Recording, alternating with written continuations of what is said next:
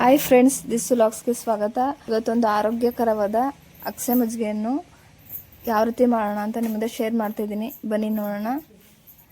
ಮೊದಲಿಗೆ ಅಗಸೆ ಬೀಜ ತಗೊಂಡಿದ್ದೀನಿ. ಅಗಸೆ ಬೀಜ 2 ಸ್ಪೂನು ಮಿಕ್ಸಿ ಜಾರ್ಗೆ ಹಾಕೋತಾ ಇದ್ದೀನಿ. ಮಿಕ್ಸಿ ಜಾರಲ್ಲಿ ಪುಡಿ ಮಾಡ್ಕೋಬೇಕು.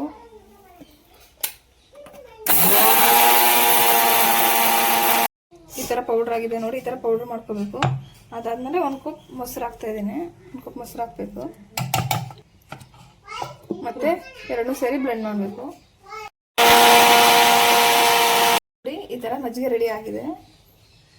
ಇದು ಆರೋಗ್ಯಕ್ಕೆ ತುಂಬ ಒಳ್ಳೆಯದು. ಇದರಲ್ಲಿ ಒಮೆಗಾ 3 ಫ್ಯಾಟಿ ಆಸಿಡ್ಸ್ ಇರೋದ್ರಿಂದ ಹೃದಯಕ್ಕೆ ತುಂಬ ಒಳ್ಳೆಯದು. ಮತ್ತು ಕೂದಲು ಉದುರ ಸಮಸ್ಯೆ ಇದೆ, ಅದು ಸಹ ಸ್ಟಾಪ್ ಆಗುತ್ತೆ. ಮತ್ತು ಮುಖ ಶೈನ್ ಆಗುತ್ತೆ. ಹಲವಾರು ನಮ್ಮ ಹೆಲ್ತ್ಗೆ ತುಂಬಾ ಬೆನಿಫಿಟ್ಸ್ ಇದೆ.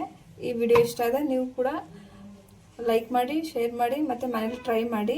ಹೇಗಿದೆ ಅಂತ ಕಮೆಂಟ್ ಮಾಡಿ. Thank you.